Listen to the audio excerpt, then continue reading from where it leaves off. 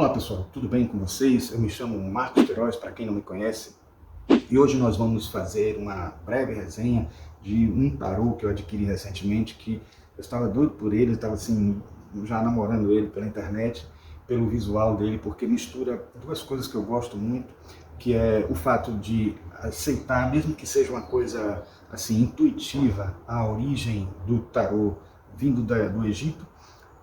Na verdade, a contragosto talvez de muitos de vocês que estudam tarô e gostam do tarô, talvez vocês não concordem muito, mas assim, eu acho que a origem do tarô seja ainda anterior ao Egito, mas quando chega no Egito ganha algumas informações simbólicas que acabam sendo trazidas para a gente, e quando chega para o tarô de Marseille e de outros tarôs mais antigos, e até mesmo depois do Rider-Waite-Smith, ele vai ganhando diferenciações, vai ganhando novos simbolismos, mas a gente acaba tendo uma sensação de que é isso mesmo que acontece por conta de alguns símbolos utilizados, né, e que foram modificados alguns deles, e também por conta dos conceitos presentes na própria essência do significado de cada carta. Então, por conta disso, eu gosto muito de aceitar um pouco da participação da cultura e da mitologia egípcia na significação das cartas do tarô. Não tinha até então nenhum tarô egípcio que me agradasse muito. O tarô de Quieno é difícil de associar, né, por conta de ser muito diferente, né, nas próprias representações dos arcanos, né. O tarô egípcio que eu tenho também, que eu vou mostrar aqui para vocês também no vídeo, ele não me agrada muito porque ele tem uma representação muito utilizando as próprias imagens do Egito mesmo, e nem sempre a gente consegue fazer uma relação tão direta assim. Bom, eu acho que até algumas relações são bem mais fiéis e eu precisaria até estudar mais a fundo os hieróglifos e os simbolismos presentes neles, mas algumas significações não bateram muito com as que eu já tinha em mente, eu já tinha estudado, já tinha analisado, então eu acabei não dando muita bola para ele, até pretendo retomar esse tarô egípcio que eu tenho, né? Mas eu estou me referindo a esse aqui, o Egyptian Art Nouveau Tarot, que tem uma imagem belíssima. Então, se eu disse que eu gosto da origem digamos, egípcia do tarô, de trazer à tona isso de volta, outra coisa que eu gosto muito é a estética Art Nouveau. Então, por mais que a estética Art Nouveau possa parecer não ter nada a ver com a informação do Egito ou a cultura egípcia, não precisa ter a ver nessa hora, porque o que importou aqui para mim foi a qualidade visual, a qualidade gráfica, o design, o desenho está muito bonito, você vai ver aí. E esse tarô tem tudo para se tornar um dos meus favoritos na hora de utilizar, por conta de tudo isso que eu já falei para vocês agora, tá? Então, sem mais delongas, vamos à nossa vinheta e logo depois ao vídeo.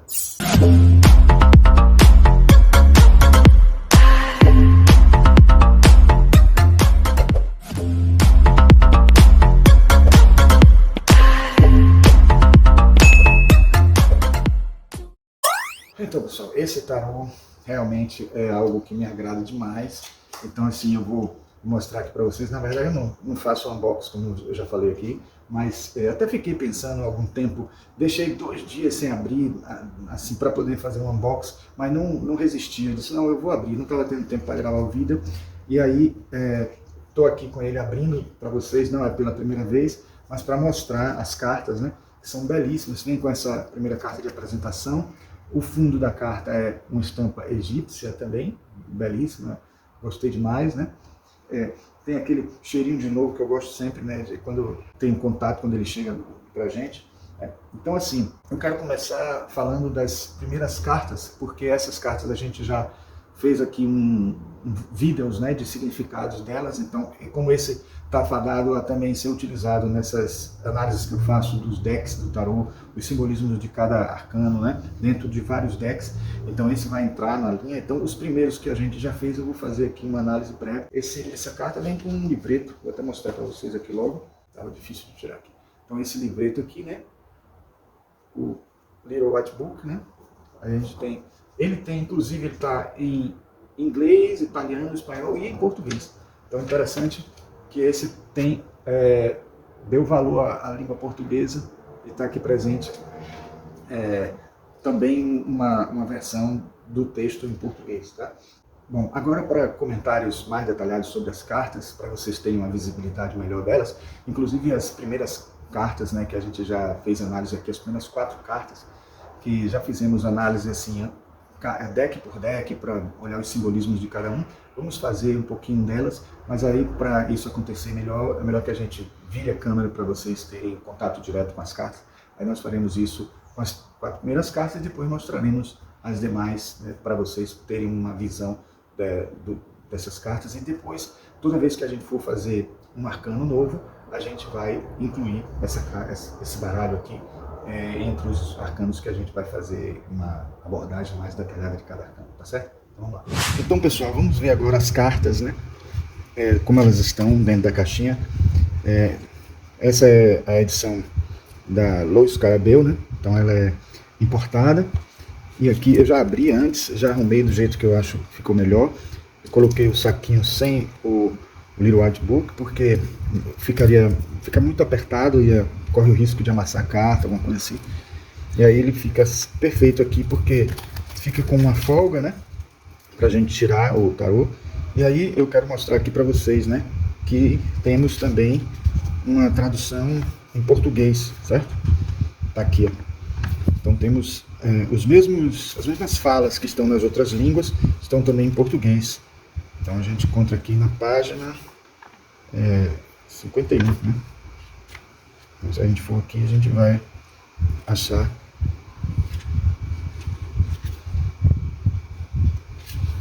a parte em português, né?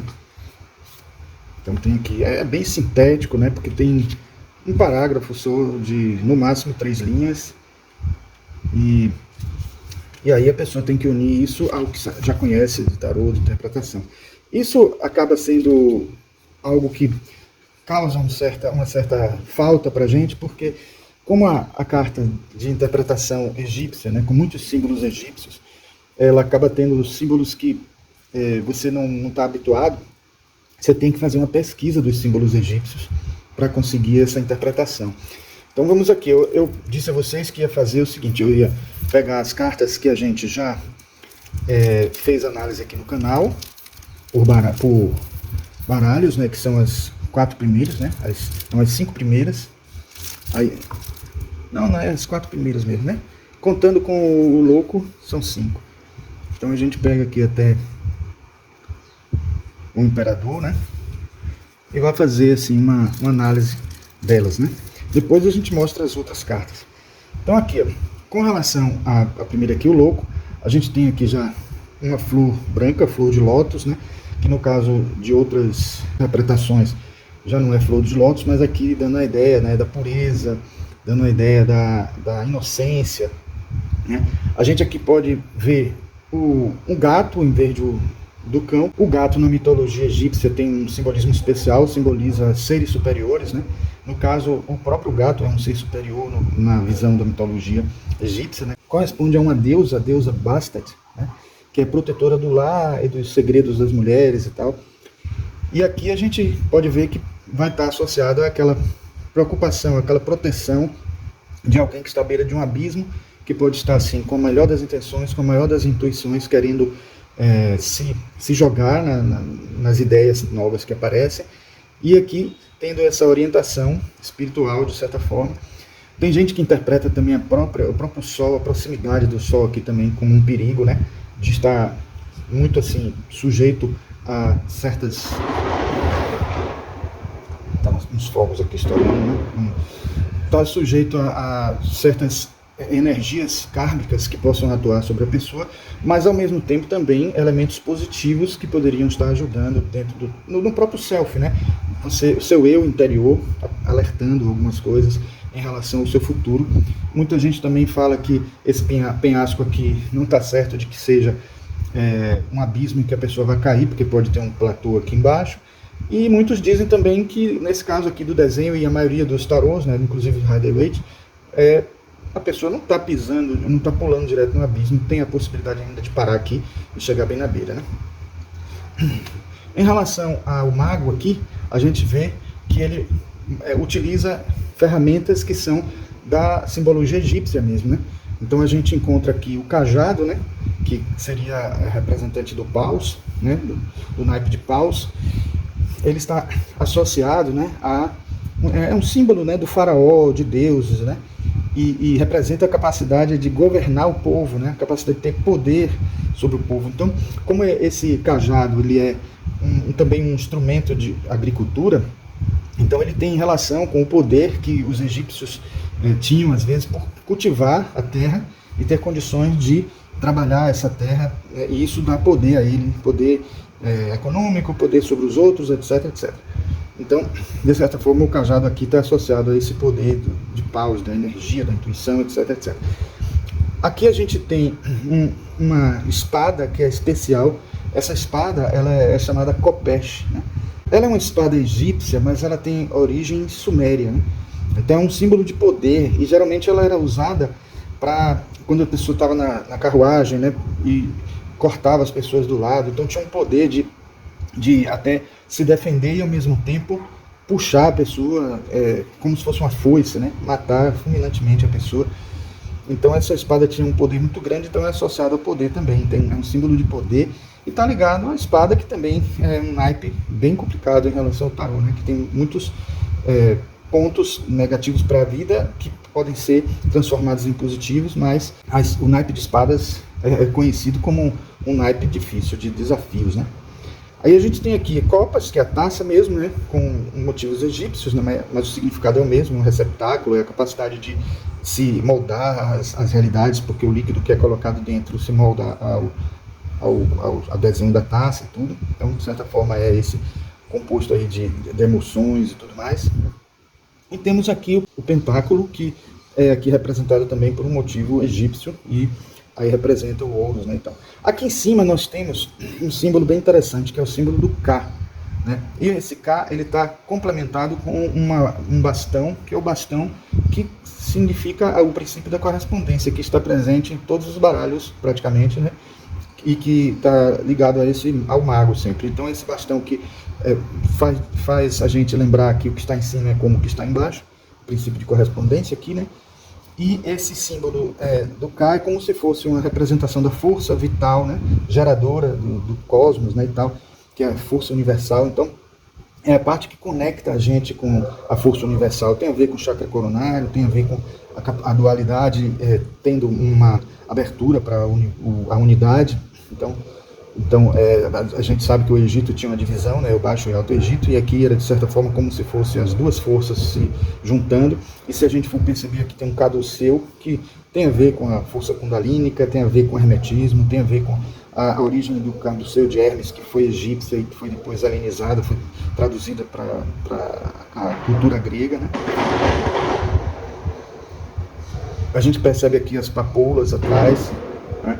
Então, que sempre representam uma energia mais espiritual, né, que a gente consegue perceber.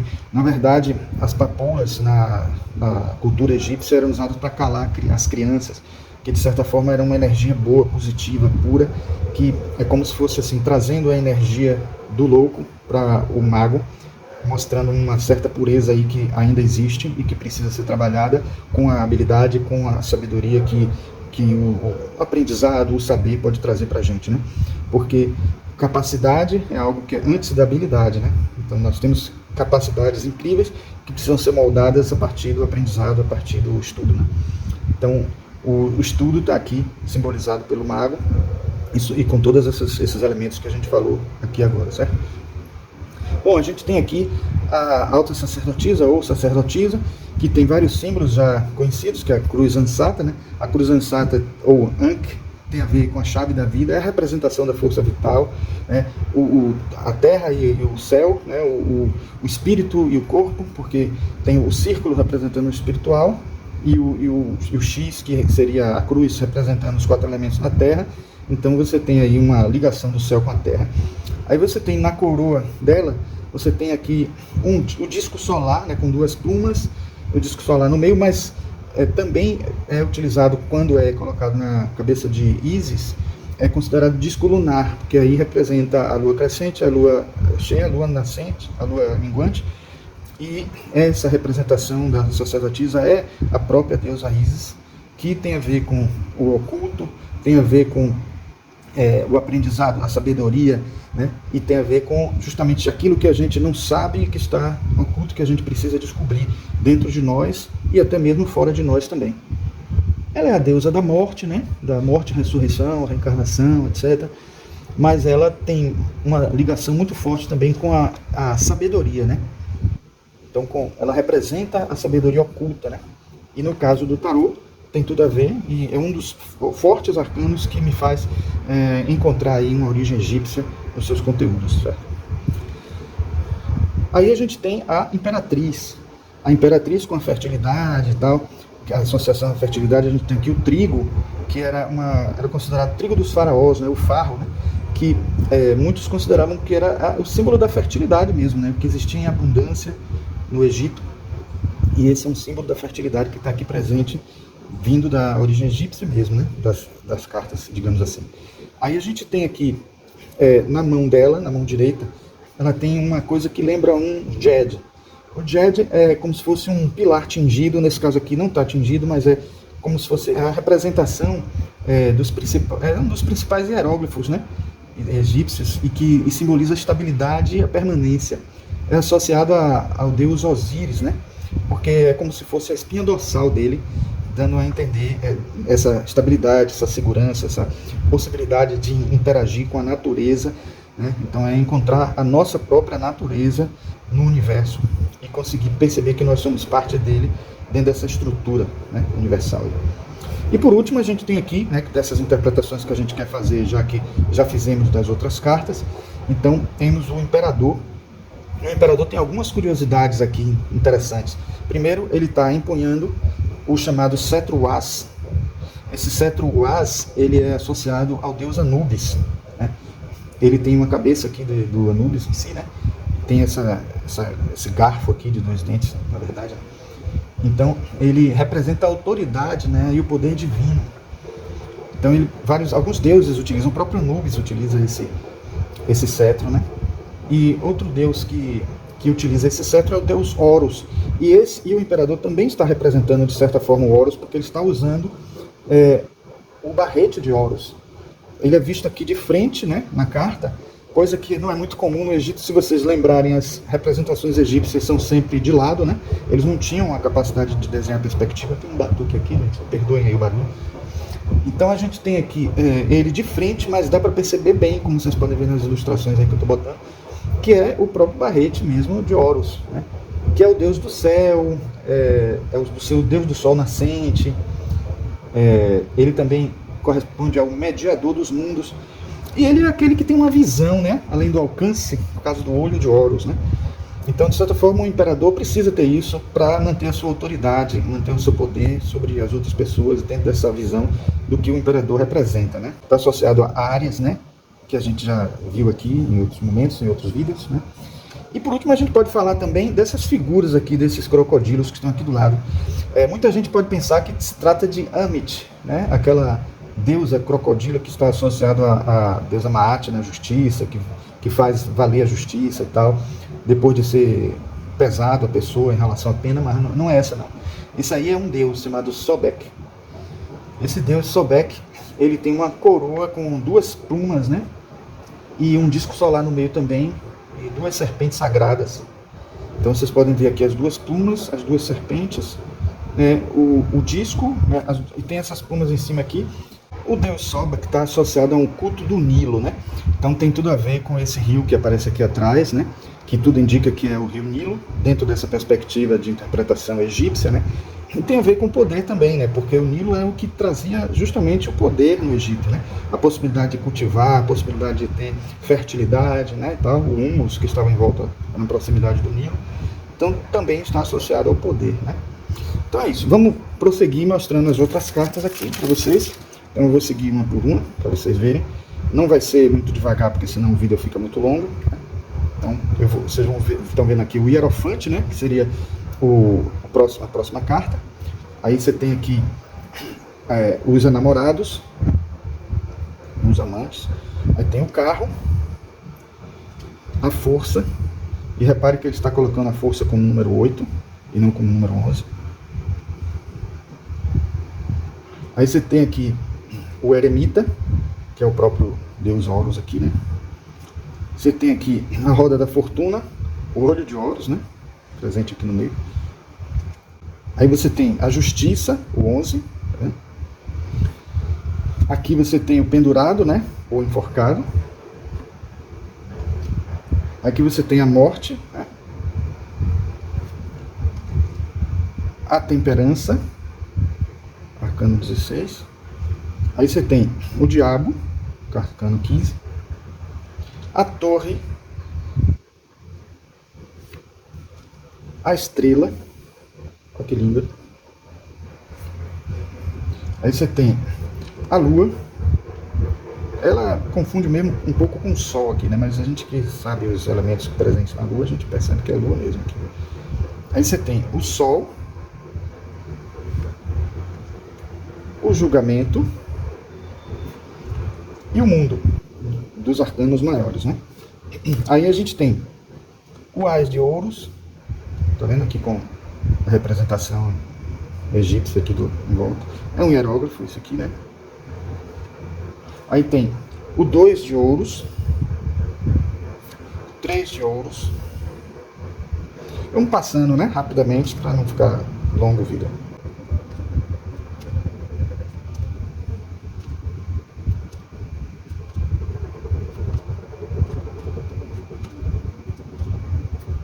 Agora a gente entra no naipe de copas, né?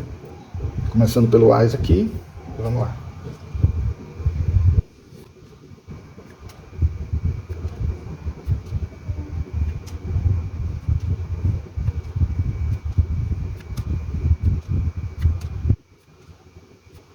Agora o naipe de espadas, né?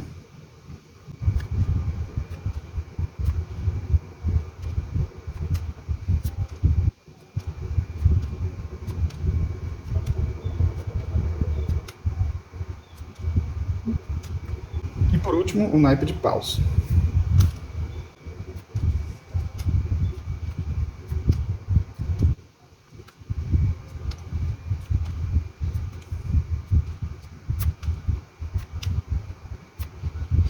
Bom, não sei quanto a vocês, mas eu considerei esse tarô um dos mais bonitos que eu já vi. Em termos de ilustração, em termos de desenho, né? Então vocês viram que no naipe de espadas eles usaram a Khopesh, né? A espada egípcia, né? De origem suméria, mas que foi utilizada muito no Egito. E eu esqueci de dizer que depois os gregos também fizeram uma versão deles que foi chamada Kopis. Tanto que é um pouco assim, inspirado até o próprio nome Khopesh, Kopis, né? E também foi usado por causa da eficiência dessa espada, né? E o naipe de paus é o cajado, né? O símbolo do faraó, do cajado egípcio, né? Então é isso, realmente um baralho belíssimo, um baralho fantástico, mais uma aquisição muito boa entre os tarôs que eu tenho aqui. Bom, pessoal, chegamos ao fim do nosso vídeo. Espero que vocês tenham gostado dessa nossa resenha do tarô Art Nouveau egípcio, o tarô egípcio Art Nouveau.